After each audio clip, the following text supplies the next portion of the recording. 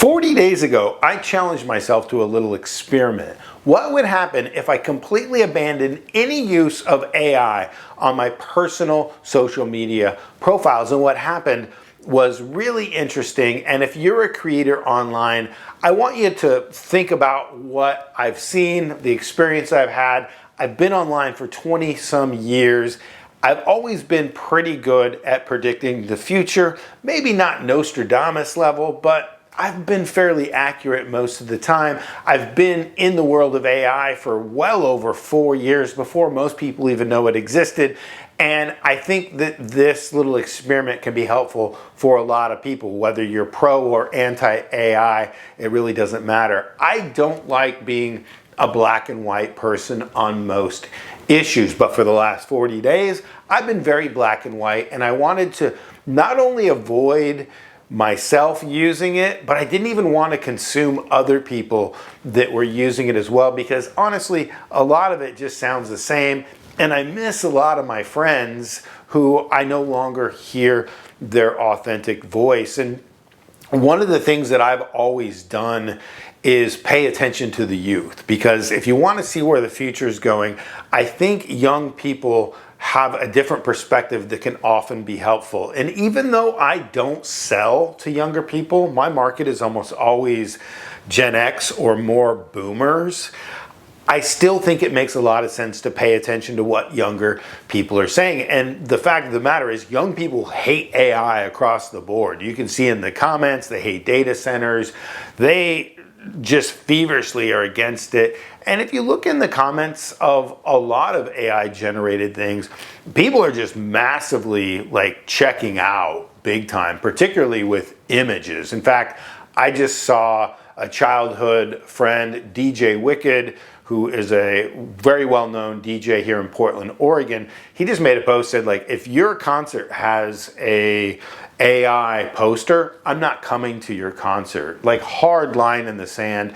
And he's not alone. There's a ton of people in the music industry that just hate AI folders. In fact, another friend of mine, Mark Ali in Nashville, Tennessee, he put out an offer the other day telling Nashville musicians, like, hey, stop using these AI posters because they all look the same and people hate it.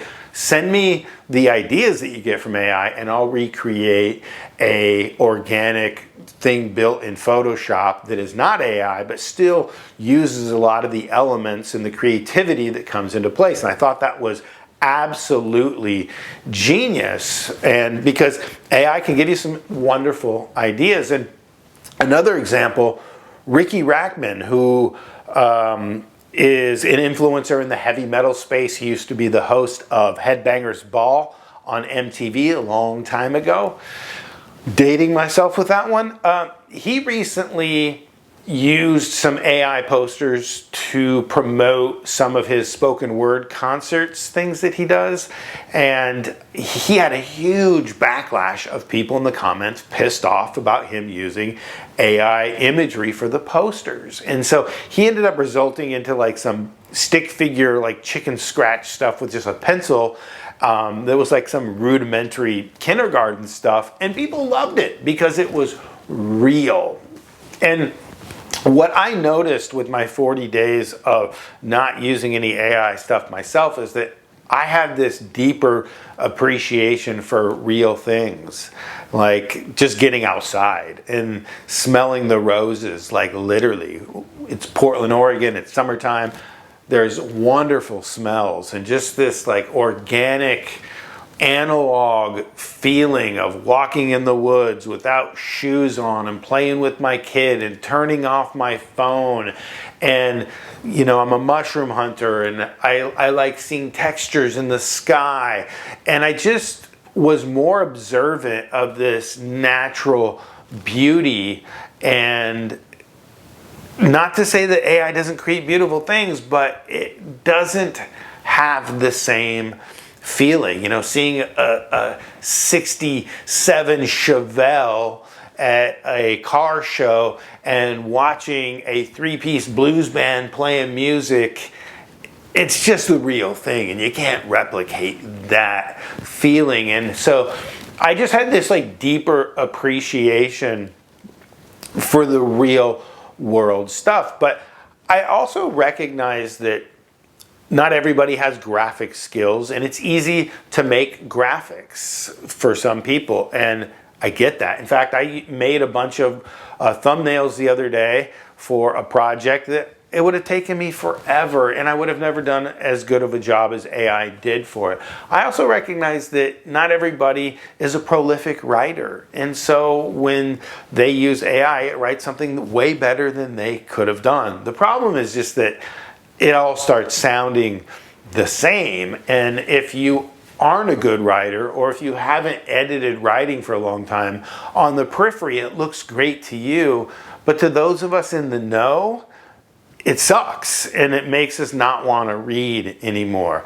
However, there's a difference between a warm audience and a cold audience. Like, for people who already know me, if I just outsource my voice to a robot that sounds like everybody else's voice, you're going to be way less enthused about what's being produced. But if you have no idea who I am, it's a completely different story. Case in point, I uploaded some stuff to eBay last week.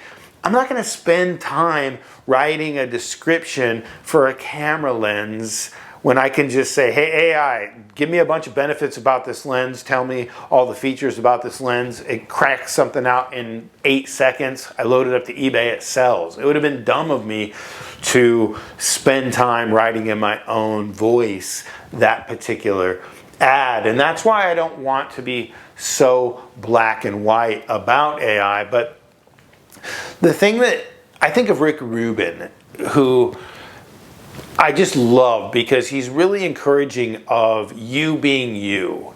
And one of the things that I really love about him is that he trusts in his taste, and he makes things not for the audience. He makes things for himself and trusts in his taste enough that if he likes it, then he feels that the right people on the other end are going to like it too, and in life it's worked out for him. Now, he's a very talented person and has really good taste, but we all have like different taste, and if you can learn to trust your taste and to lean into it and to do the things that you genuinely like, it's going to connect with people out there who like that sort of thing. And so often in the last 20 years, I've been guilty of teaching this too. We've taught people to write or to present things to a certain audience so it would appeal to them. And in certain markets and certain projects, maybe that works. But man, I am really gung-ho and a big proponent of you being you and doing the things that you enjoy and the things that you love, because that way you can step in front of a camera, ideally, or sit down with a piece of paper and just write and just express yourself. Nothing I'm saying here is pre-written. There is no AI. I'm just coming from the heart. I do have years of experience sitting in front of a camera. I do trust in what I like, and I understand that not everybody is going to agree with me, and that's fine. I don't want everyone to agree with me, but I do want you to consider trusting yourself and putting out content that is authentically you, because in the near future and the long-term future, the easy shortcuts that are so easy for all of us, they're just not going to work, and they're already starting to fail, and you can see it in the comments like I just mentioned before.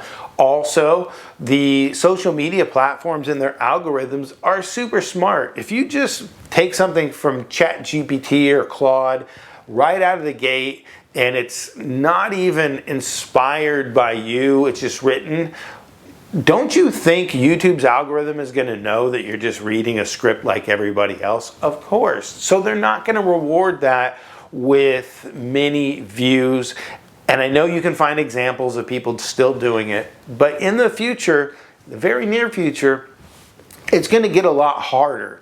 But what's never going to get harder, I think, is you just being you, because it's so organic and natural. There are so many people out there crushing it right now. just being themselves, metal detecting, or magnet fishing, or building a log cabin out in Alaska, or restoring an old Ford Ranger truck, and they're just being themselves, and they're getting rewarded massively because we people love to connect with other people and not so much robots. And so 40 days, where am I at with AI? I'm in the gray zone. I see uses for it. In fact, I just asked it I gave it a bunch of my ideas for a video, and then I asked it to critique it and say, hey, what's the pros, what's the cons, what are 10 other ideas around this that could potentially be better? And it gave me back some brilliant stuff. Now, I'm not going to read exactly everything that it gave me, but I am going to take into consideration where improvements could be made, where there could be a better hook. And to me, it makes a lot more sense to be somewhere in the middle. The main issue I have with AI is like I just miss my friends that have completely adopted it to the point that their voice is no longer their voice. They've got the same voice as this person and this person and that person, and it sounds the same. And I get that they don't understand that, but people in the comments do, and the people who don't leave comments, they get it, they're checking out. One of the things I've always paid attention to is conversion rates and to engagement. And you can see, like, people that used to get a ton of engagement when we used to hear from them, who are relying on AI now, they're getting 3, 7 likes on their posts because they're just outsourcing it to the bot. And I don't think that's the way forward. But I also recognize that money loves speed. It's a fact. And the fact that AI can create 10 or 20 different versions at a push of a button really fast, if I'm testing some ads to an audience that doesn't know me, it would be stupid for me to just sit there all weekend and write one ad and perfect it when I can use the assistance of a robot to fill in gaps or to give me ideas that I might not have thought of, or to critique me. And one of the most important things when using AI, I like to say, like, hey, do not pander to me. Tell me all the things that are wrong with this. I'd rather know the things that are wrong with it other than saying, like, you're right, this is amazing, and making me feel good, because it will do that. That's not what I want. I want it to be as objectionable as possible. So I think there's more value in asking it for critiques than it is to just create something. So I've been rambling for quite some time. I just kind of wanted to recap my last 40 days.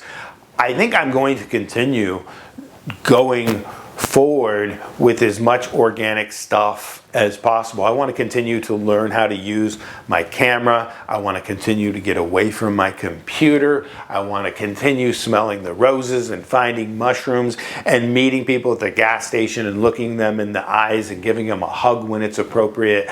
And I also want to not limit myself to be able to use AI for brainstorming or for critiquing things or for editing things or polishing up my own words sometimes. I'm not good at grammar. You know, if I write things myself, it sometimes makes an English professor cringe, especially when they find out that it makes money. And sometimes I want to leave those imperfections in.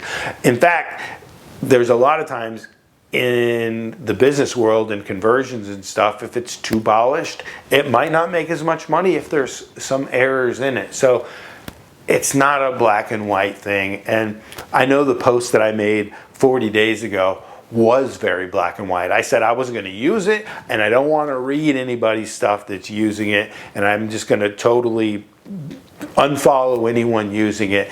And it was a great experiment for me to do that. I'm glad I did. I'm going to mostly continue down that path because I still enjoy the analog organic world so much more.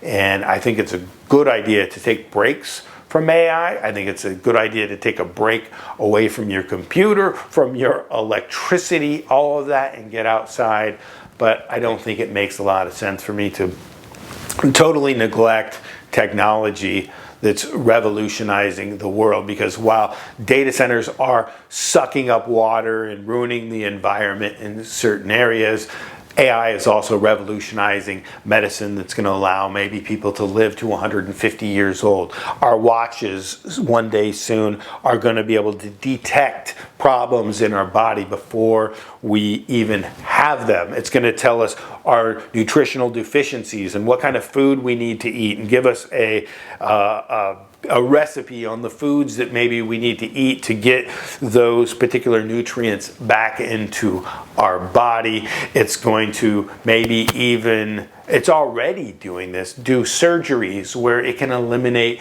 human error. Waymos, I would probably trust a Waymo more than driving with most of you. I'm still not willing to trust a Waymo or an automatic driving car, but I also don't like to ride with other people. And given the choice between the two, if you were to look at the science and the data, I would imagine the robot's probably a lot safer than us.